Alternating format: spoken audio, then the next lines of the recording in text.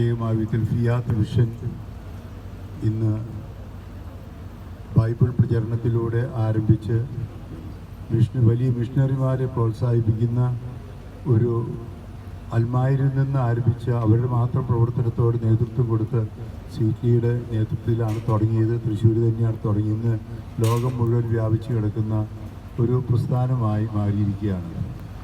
സഭയുടെ നവീകരണത്തിന് ഏറ്റവും കൂടുതൽ ഈ കാലഘട്ടത്തിൽ നേതൃത്വം കൊടുക്കുകയും സഹായിക്കുകയും പരിശുദ്ധാത്മാ പ്രവർത്തനമായി മാറുകയും ചെയ്തിട്ടുള്ള ഫിയാത്ത് മിഷന് പ്രത്യേകമായത്തിൽ അതിന് നേതൃത്വ നിലയിലുള്ള എല്ലാവരെയും അനുമോദിക്കാനും നന്ദി പറയാനും അതിനേക്കാൾ എല്ലാത്തിലുപരി അവർക്ക് ദൈവാനുഗ്രഹവും പരിശുദ്ധാത്മാഭിഷേകം ശക്തമായി ഉണ്ടാകട്ടെ പ്രാർത്ഥിക്കാനും വേണ്ടിയിട്ടാണ് നമ്മളിവിടെ ആയിരിക്കുന്നത്. ഞാനിങ്ങ് പോരുമ്പോൾ തന്നെ തട്ടിപ്പിതാവ് നാളെ ഇവിടെ വന്ന് ഇത് ഉദ്ഘാടനം ചെയ്യുന്നതിനെ കുറിച്ച് സംസാരിക്കുകയായിരുന്നു. തട്ടിപ്പിതാവ് നാളെ 9 മണിക്കെന്ന് പറഞ്ഞല്ലേ, 9 മണിക്ക് ഇവിടെ എത്തും പിതാവ് വന്ന്. അത് പ്രത്യേകിച്ച് ഇത് പറഞ്ഞിട്ടാണ് ഇപ്പോൾ വരുന്നത്. സീറ്റിൽ വരിക. പിന്നെ എൻ്റെ ടീമിലുള്ളവർ വല്ലവരുണ്ടോ? ആ ടീമിലുള്ളവർ ഇവിടെ വന്ന് പിതാക്കന്മാരും എത്തിയോ? അപ്പോൾ തീർച്ചയായിട്ടും വലിയ സന്തോഷമുണ്ട്.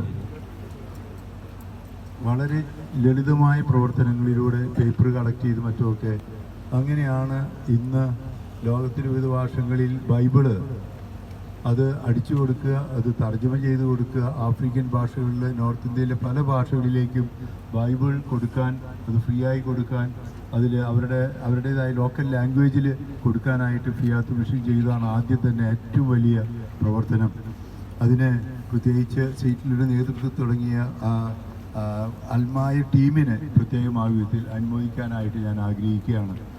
പിന്നീടാണ് ബൈബിളിൽ നിന്ന് ആരംഭിച്ച്, ദൈവവചനത്തിൽ നിന്ന് ആരംഭിച്ച് യേശുവിൻ്റെ വചനം നിങ്ങൾ ലോകമെങ്ങും പോയി സുവിശേഷം പ്രസംഗിക്കാൻ പറഞ്ഞത്. അപ്പോൾ ബൈബിൾ ശ്രവിക്കാൻ, വായിക്കാൻ അവസരമുണ്ടാക്കുക, അത് പ്രഘോഷിക്കാൻ അവസരമുണ്ടാക്കുക. അത് കഴിഞ്ഞ് പിന്നീട് യജ്ഞം ഇതാണ്. അങ്ങനെ പ്രഘോഷിക്കുന്നതിനുള്ള ശിഷ്യരുടെ, അപ്പസ്തോലന്മാരുടെ, ഇതിന് പ്രവർത്തിക്കുന്ന നേതൃത്വം കൊടുക്കുന്ന വ്യക്തികളുടെ, വൈദികരുടെ, സമർപ്പിതരുടെ, അൽമായ പ്രേക്ഷിതരുടെ ഒക്കെ കൂട്ടായ്മയെ, വ്യക്തികളെ ദൈവം വിളിച്ചതുപോലെ വിളിക്കാൻ അവസരമുണ്ടാക്കുക. കഴിഞ്ഞ വർഷങ്ങളിൽ തീർച്ചയായിട്ടും ഇവിടെ ഈ ഫിയാത്ത് മിഷൻ എക്സിബിഷൻ നടന്നപ്പോൾ അതിൽ പ്രചോദിതരായി ദൈവവിളി സ്വീകരിച്ച വളരെ പേര് കഴിഞ്ഞ വർഷം ഉണ്ടായെന്ന് തന്നെ അതൊരു അത്ഭുതമാണ്. ഇപ്പോൾ കോവിഡിൻ്റെ പശ്ചാത്തലത്തിൽ ദൈവവിളികൾ കുറഞ്ഞു വരുന്ന അവസരത്തിൽ ഇതൊരു വെല്ലുവിളിയായി സ്വീകരിച്ച് തോപ്പിൽ പിതാവ് ഡൊമിനിക് ലൂമനാണ്. ഡൊമിനിക് ലൂമൻ ഞങ്ങൾ മണിപ്പൂർ വെച്ച് കണ്ടതാണ്. ഡൊമിനിക് ലൂമൻ പിതാവിന് പ്രത്യേക ഒരു നല്ല കയ്യടിയോട് കൂടി തന്നെ സ്വീകരിക്കാനായിട്ട് പറയുകയാണ്. ഡൊമിനിക് ലൂമൻ പിതാവിൻ്റെ ബിഷപ്സ് ഹൗസിൽ ഞാൻ ദിവസങ്ങൾ താമസിച്ചു. ഡൊമിനിക് ലൂമൻ പിതാവ് എന്നെ മണിപ്പൂരിലെ പ്രത്യേകിച്ച് പ്രശ്നബാധിത പ്രദേശങ്ങളൊക്കെ എന്നെ കൊണ്ട് നടന്നതാണ്. പിതാവ് തന്നെയാണ്, ഈ ഡൊമിനിക് ലൂമൻ പിതാവ് തന്നെയാണ് എന്നെ മണിപ്പൂരിലെ അവിടുത്തെ പ്രതിസന്ധികൾ നിറഞ്ഞ പ്രശ്നബാധിത പ്രദേശങ്ങൾ കാണാനായിട്ട് കൊണ്ടുപോയത്. ഇപ്പോൾ അവിടെ പുതിയ മെത്രാനായതുകൊണ്ട് തീർച്ചയായിട്ടും ലീനസ് പിതാവാണ്. അപ്പോൾ പുതിയ മെത്രാനായതുകൊണ്ട് ഇപ്പോൾ ഫ്രീ ആയതുകൊണ്ട് നമ്മൾ മിഷന് കാണാൻ വന്നതിൽ നമുക്ക് ഇപ്പോൾ ബെന്നി കടൽക്ക് പിതാവുണ്ട്, ഇവിടെ ഉണ്ടായിരുന്നു. തോപ്പിൽ പിതാവുണ്ട്, അവർ വെഞ്ചിരിക്കാൻ പോയിരിക്കുകയാണ്. വളരെ സന്തോഷമുണ്ട്.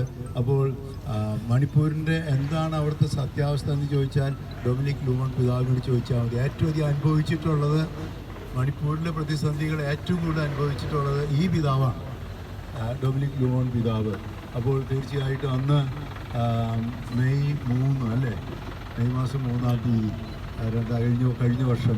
അപ്പോൾ എത്ര പ്രതിസന്ധി ഉണ്ടെങ്കിലും പിതാവ് ദൈവത്തിൽ ആശ്രയിച്ചുകൊണ്ട് അവിടെ പ്രശ്നങ്ങൾ കൂടാതെ, വർഗീയ ലഹളയുണ്ടാകാതെ, മതവൈരാഗ്യം ഉണ്ടാകാതെ ഒക്കെ കാത്തുപരിപാലിക്കുന്നതിന് ഡൊമിനിക് ലൂമൻ പിതാവ് ചെയ്ത സേവനത്തെ നമുക്ക് ആ പ്രശ്നങ്ങൾ കൂടുതൽ വളരാതെ അത് പരിഹൃതമാകാനായിട്ട് ഏറ്റവും കൂടുതൽ പരിശ്രമിച്ച വ്യക്തികളൊന്ന് ഡൊമിനിക് പിതാവാണ്. So you follow us? Can you follow what I said? You follow Malayalam now? So I can follow something. So what I have said is, it was he who guided me to different places which was affected by the ethnic violence in Manipur. It was he who took the lead to have more peace.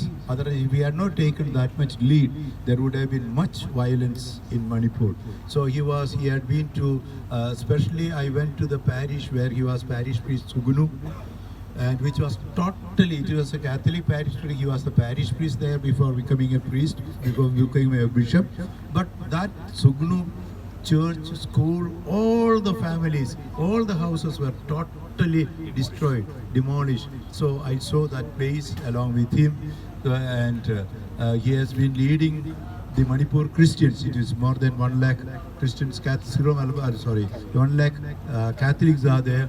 He has been leading them with hope. Although there were so much of suffering, he led them with hope, and that is the victory of the Christians.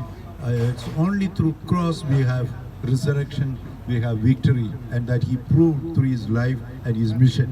And therefore, അപ്പോൾ അതുപോലെ ഈ മണിപ്പൂർ മാത്രമല്ല മറ്റു പല സ്ഥലങ്ങളിലെയും mission പ്രവർത്തനത്തിൽ ഞാനിപ്പോൾ സ്റ്റോളുകൾ കുറേ കണ്ടു. ഇനിയും വളരെയേറെ സ്റ്റോളുകളുണ്ട്. ഇന്ന് തന്നെ പുതിയ സ്റ്റോളുകൾ വന്നു എന്നാണ് സ്റ്റീൽ സിറ്റി എന്നോട് പറഞ്ഞത്. ഈ എക്സിബിഷൻ വലിയ അനുഗ്രഹമാകട്ടെ.